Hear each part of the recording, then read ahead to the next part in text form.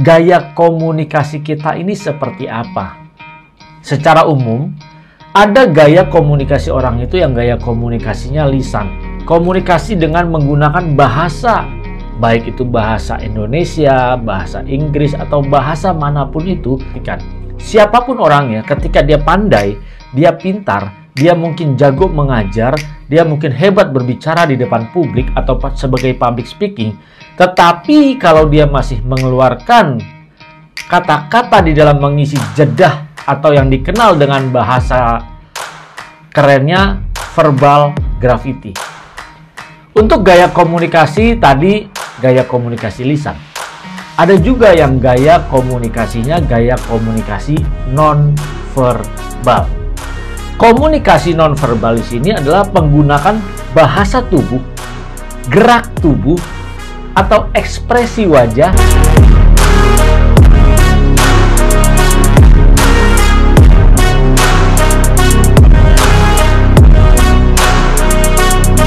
kita berjumpa kembali saat ini di dalam membahas mengenai komunikasi. Sebelum saya lanjut ke dalam materi, mari saya mengundang agar Bapak Ibu Saudara sekalian dukung saya dengan klik tombol subscribe di channel Buyongko Saputra ini, lalu aktifkan gambar loncengnya dengan all notifikasi, dan silahkan nanti boleh men-share, berikan like, dan silahkan tinggalkan komentar di kolom komen.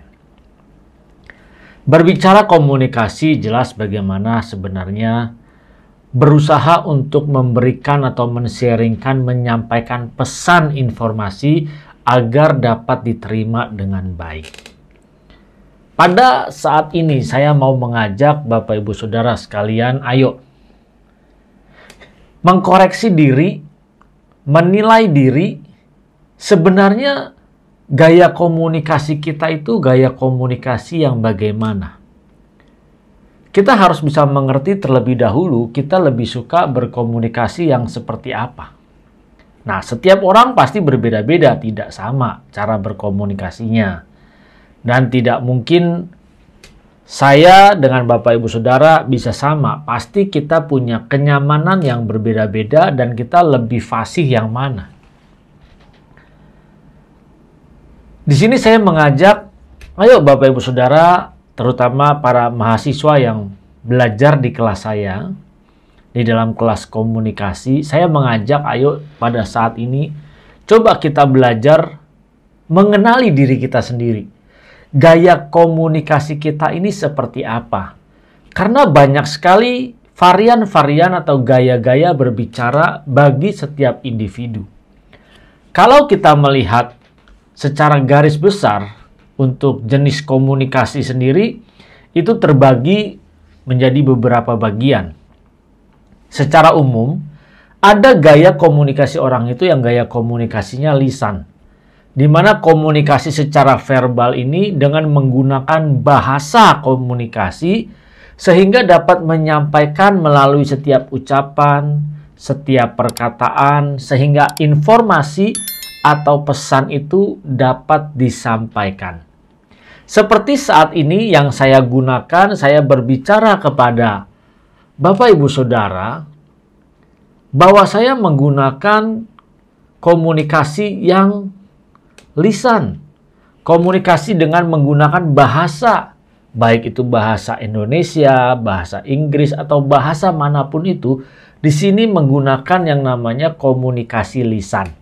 Saat ini, saya menggunakan komunikasi lisan karena saya mengatakan langsung, saya berbicara langsung kepada Bapak Ibu Saudara.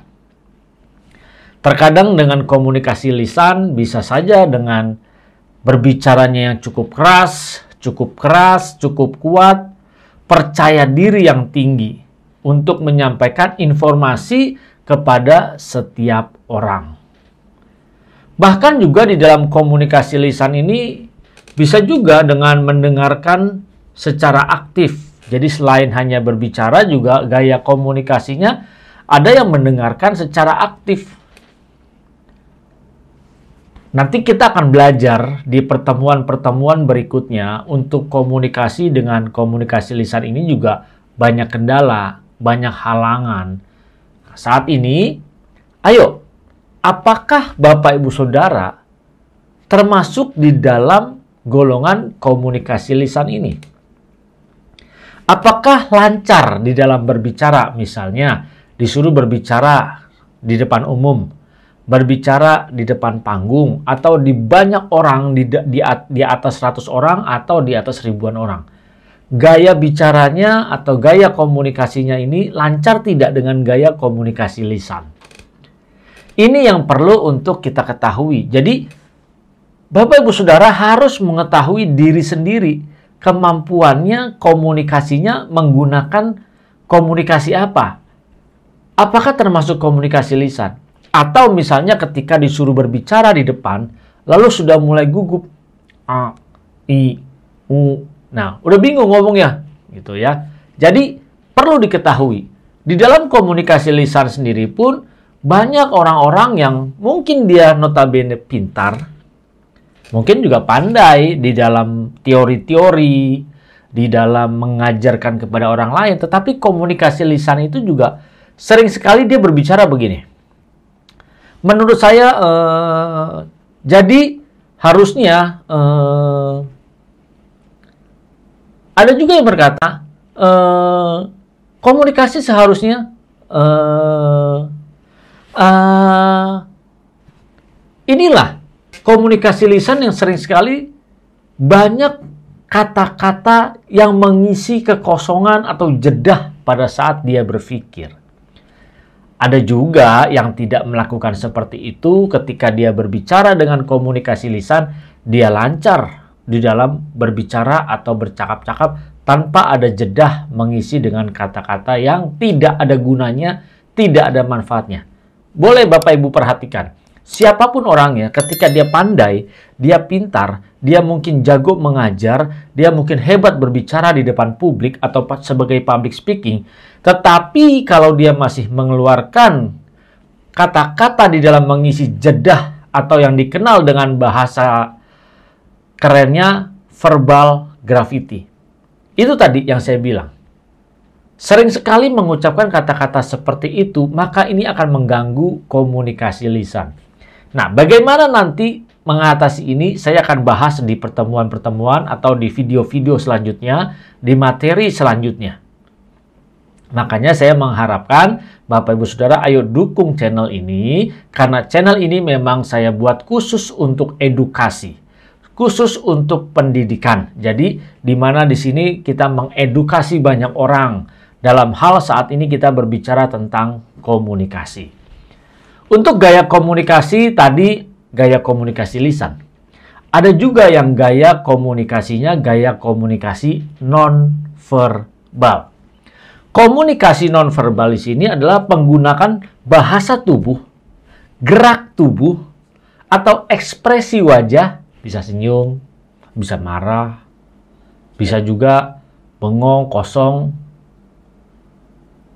tidak ada harapan seperti itu. Wajah juga bisa menjadi gaya komunikasi atau bahasa komunikasi kepada orang lain. Biasanya ini bisa digunakan secara sengaja atau tidak sengaja. Makanya kalau ada orang marah, dari wajahnya kita bisa menebak, oh ini sedang marah, oh ini sedang kesel, oh ini sedang kecewa. Atau mungkin dengan tersenyum saja. Sudah ketahuan, ini sedang berbicara. Dengan senyuman itu, di balik senyuman itu ada bahasa yang bisa ditangkap. Ini bahasa nonverbal. Jadi gaya komunikasi nonverbal. Termasuk juga dengan bahasa isyarat untuk orang-orang yang berkebutuhan khusus. Orang-orang yang harus menggunakan bahasa isyarat. Ini juga termasuk gaya atau jenis komunikasi nonverbal. Bapak Ibu Saudara, apakah juga menggunakan atau lancar fasih di dalam gaya komunikasi nonverbal? Gerak tangan kita, mimik wajah, itu semua gaya komunikasi nonverbal. Kalau kita sering melihat tayangan-tayangan di televisi di mana ada penterjemah bahasa isyarat, itu komunikasi untuk orang-orang yang berkebutuhan khusus dengan menggunakan bahasa isyarat. Jadi, apakah di sini kita menguasai bahasa isyarat atau kita cukup dengan lebih suka hanya dengan melihat berkomunikasi, misalnya dengan menganggukkan kepala, menggelengkan kepala? Apakah itu gaya komunikasi kita? Kita perlu ketahui. Bapak, Ibu, Saudara, apakah nyaman dengan gaya bahasa seperti ini? Perasaan seseorang seringkali terungkap atau sering sekali terbaca, bahkan orang bisa membaca, dia mengkomunikasikannya, menceritakannya dengan mimik wajahnya, dengan fisiknya, lagi kesel, lagi marah, lagi kecewa, akan terlihat. Bahkan sikapnya itu di dalam komunikasi nonverbal pun akan terlihat dengan jelas. Dia akan menunjukkan dari gaya bahasa tubuhnya, kira-kira ini hal yang positif atau ke hal yang negatif. Itu terlihat dengan jelas. Apakah kita lebih nyaman dengan gaya bahasa seperti ini? Ada orang-orang yang mereka memang punya kemampuan dengan menggunakan gaya bahasa nonverbal. Ada juga gaya bahasa atau gaya komunikasinya, gaya komunikasi tertulis. Kalau zaman dulu, sering sekali orang itu menulis di dalam buku diary. Siapa di antara Bapak Ibu Saudara yang suka menulis diary? Itu gaya bahasa atau gaya komunikasi tertulis dengan dia menulis di dalam diary. Dear diary bla bla bla bla bla bla. Nah, itu komunikasi yang tertulis. Atau kalau zaman dulu itu menulis surat. Zaman dulu orang menulis surat untuk berkomunikasi jarak jauh, mengirimkan surat itu dulu ada kilat khusus, ada surat biasa, dan harus menggunakan perangko, dikirimkan melalui kantor pos. Dan butuh beberapa waktu. Yang paling cepat kilat khusus misalnya 1 hari atau 2 hari untuk mengirimkan pesan, mengirimkan informasi melalui surat. Ini gaya komunikasi tertulis. Begitu sederhana, hanya dalam bentuk tulisan. Dan agak sulit untuk membaca nada atau ekspresi karena semua dalam bentuk kata-kata atau tulisan. Kalau sekarang ini, untuk komunikasi tertulis bisa dengan menggunakan WhatsApp, email, atau alat komunikasi yang lainnya. Berbagai macam variasinya. Tinggal tergantung kita lebih banyak yang mana.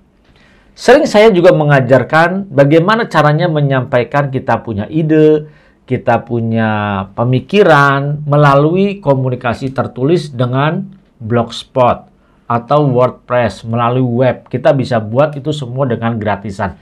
Inilah gaya komunikasi yang tertulis atau dengan meninggalkan pesan.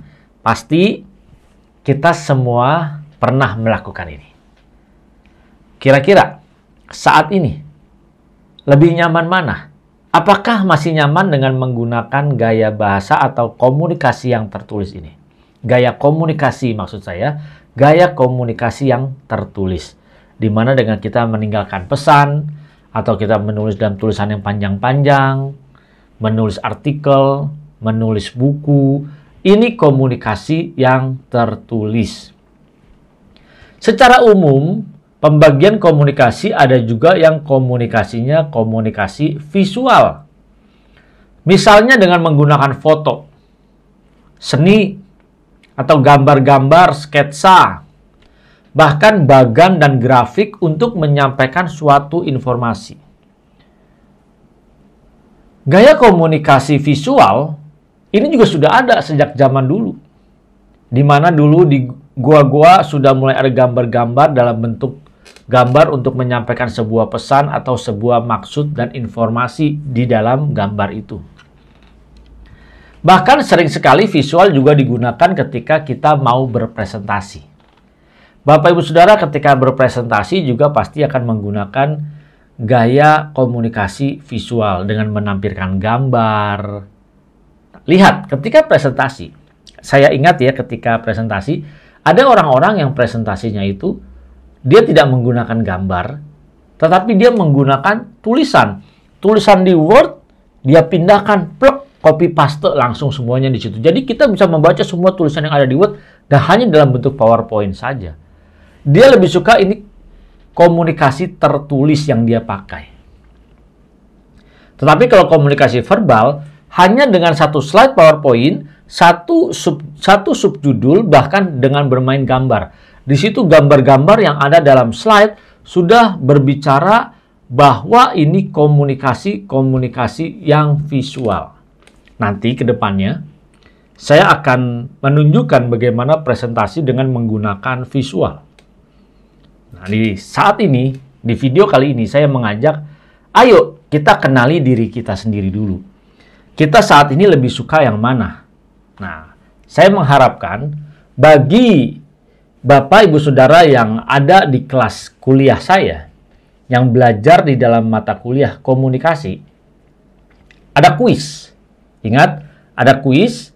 Kuisnya diharapkan Bapak, Ibu, Saudara menulis di kolom komentar.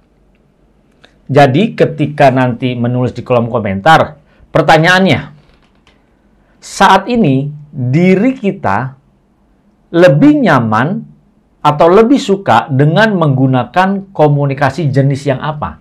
Tadi ada 4. Jenis komunikasi yang secara lisan, jenis komunikasi yang secara tertulis, dan jenis komunikasi yang nonverbal atau jenis komunikasi yang visual. Jadi nanti caranya, jawab di kolom komentar, tinggalkan pesan di kolom komentar, tulis di situ, tuliskan di kolom jawaban nama, terus underscore, jurusannya apa. Jadi misalnya nama Budi underscore paskon, misalnya gitu ya, pastoral counseling, underscore, tulis jawabnya misalnya situ tertulis. Jadi tinggal tulis saja. Misalnya di situ tertulis dan lisan. Jadi tulis namanya Budi underscore paskon underscore tertulis and lisan. Saya ulang ya. Misalnya Budi, tulis namanya, underscore, paskon, underscore. Kalau jawabannya 1, lisan, tulis saja lisan. Kalau jawabannya 2, lisan dan visual, tulis lisan and visual. Atau lisan dan visual. Lalu setelah ditulis seperti itu, Bapak Ibu Saudara, screenshot, capture komen tersebut, dan nanti kirimkan jawabannya di dalam Google Classroom agar bisa diberikan nilai kuisnya. Ingat, kuis ini akan dinilai dan siapa yang tercepat, maka dia nilainya pasti akan mendapatkan nilai yang tertinggi. Tetapi kalau sampai nanti di dalam kelas perkuliahan belum dikumpulkan juga nilainya, sampai pada saat jam perkuliahan tidak mengumpulkan kuis, maka tidak mendapatkan nilai alias 0.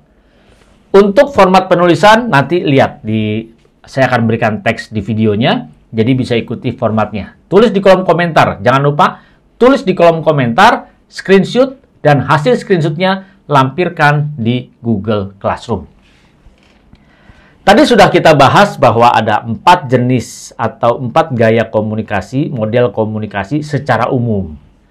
Nanti di dalam 4 komunikasi itu akan banyak kendalanya, kelebihan, dan kekurangannya yang akan kita pelajari dalam pertemuan-pertemuan selanjutnya. Saya mengajak Bapak Ibu Saudara mengenali gaya komunikasi kita saat ini lebih nyaman yang mana. Pasti akan ada yang bertanya, Pak, tapi saya nggak cukup satu, saya tidak hanya cukup dengan lisan, tapi saya ada yang lainnya. Setiap orang pasti memiliki ada yang satu saja, saya cukup dengan lisan, atau ada yang saya cukup dengan visual. Makanya kalau yang visual, ketika seseorang menonton televisi, menonton film, dia bisa cepat mendapatkan. Atau misalnya seperti saya kalau di dalam presentasi menggunakan gambar, dan dari gambar dalam slide itu saya bisa mendapatkan banyak pesan yang saya masukkan di situ, maka satu slide dengan gambar-gambar yang ada bisa mengkomunikasikan pesan atau informasi yang begitu luas, begitu dalam, dan begitu inovatif. Saat ini, ayo, jangan lupa jawab kuisnya. Saya tunggu, dan nanti kita akan perdalam, akan diskusi, akan sharing dari setiap Bapak Ibu nanti di kelas, kita bisa sharingkan untuk mengenai hal ini. Jadi, kita akan lebih interaktif. Siapapun yang menyaksikan tayangan ini, mari kita belajar. Seperti apa sih komunikasi yang kita lakukan selama ini? Apakah ada yang buruk? Tidak. Apakah kalau misalnya kita cuma kuasai satu, lalu kita tidak baik komunikasinya? Tidak. Komunikasi yang baik seperti apa? Nanti kita akan bahas di video-video selanjutnya. Nantikan video-video selanjutnya. Ingat, Bapak Ibu Saudara, silakan tulis di kolom komentar. Kalau ada pertanyaan yang masih bingung bagi siapapun juga, boleh tulis di kolom komentar. Nanti saya akan berusaha untuk menjawabnya, menjelaskannya di video-video selanjutnya. Bagi setiap mahasiswa-mahasiswi saya, kita akan lebih banyak mendalami di dalam kelas dengan diskusi atau dengan sharing. Bagi Bapak Ibu yang lainnya yang tidak mengikuti kelas perkuliahan saya, bisa tulis juga di kolom komentar. Dan nanti saya akan menjawabnya di video-video selanjutnya. Mari, Bapak Ibu Saudara, jangan lupa dukung saya dengan klik tombol subscribe, aktifkan gambar loncengnya supaya setiap ada video yang terbaru, Bapak Ibu Saudara menerima notifikasinya. Silakan share kepada orang lain, bahkan juga boleh meninggalkan pesan atau komentar atau pertanyaan di kolom komen, sehingga kita dapat berinteraksi dengan menggunakan YouTube Learning ini.